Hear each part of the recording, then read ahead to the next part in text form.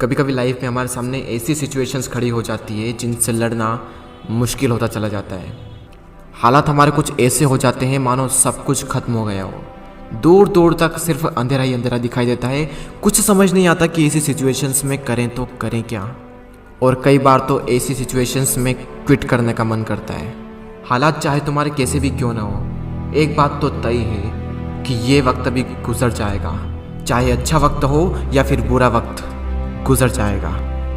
लेकिन एक बात हमेशा याद रखना कि ज़िंदगी में कुछ भी कर गुजरने की अपॉर्चुनिटीज़ सिर्फ इसी वक्त में मिलती है, अगर उस सिचुएशन में क्विट ना किया जाए तो।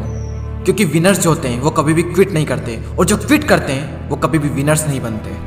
आप क्या चाहते हैं, एक एवरेज लाइफ या फिर एक स्टैंडर्ड लाइफ? जब आप सड़क पर निकलो तो लोग आपको इग्नोर करें, या फिर जब आप सड़क पर निकलो तो हर इंसान की नज़र आप पर हो? क्या चाहते हैं आप? लोग आपसे ये कहें कि इंसान कुछ नहीं कर सकता, या फिर ये कहें कि ये बंदा कुछ ना कुछ करके दिखाएगा, ये बंदा कुछ चेंजेस ला के दिखाएगा।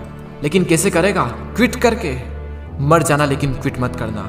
चाहे परिस्थिति कितनी भी विपरीत क्यों ना हो, कभी भी क्विट मत करना। आपका समय आज बुरा है, कल और बुरा होगा, लेकिन परसों आपकी जीत होगी। लेकिन सिर्फ शर्त इतनी सी है कि आप उस सिचुएशन में टिके रहो और क्विट ना करो।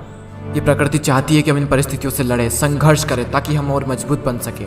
क्योंकि ये परिस्थितियाँ आती है हमें मजबूत बनाने के लिए, ना कि हमें कमज़ोर बनाने के लिए। ये प्रकृति चाहती है कि आप और कामयाब बने, इसलिए आपके साथ कुछ न कुछ बुरा होता रहता है। और ना सिर्फ आपके साथ, बल्कि इस दुनिया में मौजूद हर इंसान के साथ हर समय कुछ न कुछ बुरा होता रहता है। ये प्रकृति का नियम है, हम इसमें कुछ नहीं कर सकते। हमारा क्या कर्तव्य है? हमें सिर्फ इतना सा करना है कि टिके रहना है, चाहे परिस्थिति कैसी भी हो। मैं आपको एक छोटी सी कहानी बताता हूँ। एक बार एक बायोलॉजी के टीचर अपने स्टूडेंट्स को एक तितली के बारे में बता रहे थे, और उन्हें वे ये प्रैक्टिकली दिखा रहे थे कि खोल में से तितली कैसे निकलती है। और वो टीचर ये कहकर चले गए कि कोई भी स्टूडेंट्स उस तितली की मदद नहीं करेगा। वहाँ पर जितने भी स्टूडेंट थे वो ध्यान से उस खोल में से तितली को निकलते हुए देख रहे थे। तभी एक स्टूडेंट को उस पर दया आ गई, और उसने उस तितली की मदद की उस खोल से बाहर निकलने में, और सफलतापूर्वक वो तितली उससे बाहर निकल गई। और उस स्टूडेंट की वजह से उस तितली को कोई संघर्ष नहीं करना पड़ा, कोई ज़्यादा मेहनत नहीं करनी पड़ी उस खोल से बाहर निकलने में।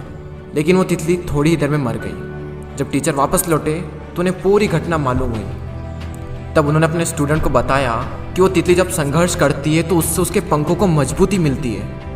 यही प्रकृति का नियम है। उस तितली की मदद करके उस स्टूडेंट ने उस तितली को संघर्ष करने का मौका नहीं दिया, और यही परिणाम हुआ कि वो तितली मर गई। संघर्ष ही जीवन है, संघर्ष ही आपको मजबूत बनाता है। इंग्लिश में कोट से नो पेन नो गेन। संघर्ष तो करना पड़ेगा, चाहे कुछ भी हो जाए, और इसमें कोई बहाना नहीं, नो एक्सक्यूजेस। जो विनर्स होते हैं या तो किसी काम को करते ही नहीं, और अगर वो किसी काम को करते हैं तो उसमें कभी भी कोई भी बहाना नहीं बनाते। और जो लूजर्स होते हैं वो किसी भी काम को करेंगे तो हर किसी में बहाना बना देंगे। अगर वो चाहें तो बहाना बनाने पर पूरी एक बुक लिख सकते हैं। मेरी तो किस्मत ही खराब है, मेरे साथ ही ऐसा क्यों होता है, मेरी एज बहुत कम है, मेरी हाइट बहुत कम है, मैं काला हूँ, मैं सुंदर नहीं हूँ, लोग मुझे पसंद नहीं करते, मैं ज़्यादा पढ़ा लिखा नहीं हूँ, मेरे पास टाइम नहीं है, मेरी आवाज़ अच्छी नहीं है, मेरे पास ये नहीं है, मेरे पास वो नहीं है, काश ऐसा होता, काश वैसा होता। देखो, जो जैसा है वो वैसा है। ना तो आज तक कुछ बदला है और ना ही कभी कुछ बदलने वाला है, तब तक जब तक कि आप अपने आप को नहीं बदल लेते। जब भी अंदर से ऐसी फीलिंग्स आए, जब भी बहाना बनाने का मन करे, अपने आप से जोर से चीख के चिल्ला के अपने आप से कहें नो एक्सक्यूजेस। कोई बहाना नहीं। जहाँ पर भी आप काम करते हैं, जहाँ पर भी आप पढ़ाई करते हैं, जो भी आपका वर्क प्लेस है, वहाँ पर कागज पर लिखकर चिपका दें नो एक्सक्यूजेस। कोई बहाना नहीं। मैंने भी अपने वर्क प्लेस पर ये लिख रखा है नो एक्सक्यूजेस, और आज से आप भी कसम खा लें कि कभी भी जिंदगी में बहाना नहीं बनाएंगे।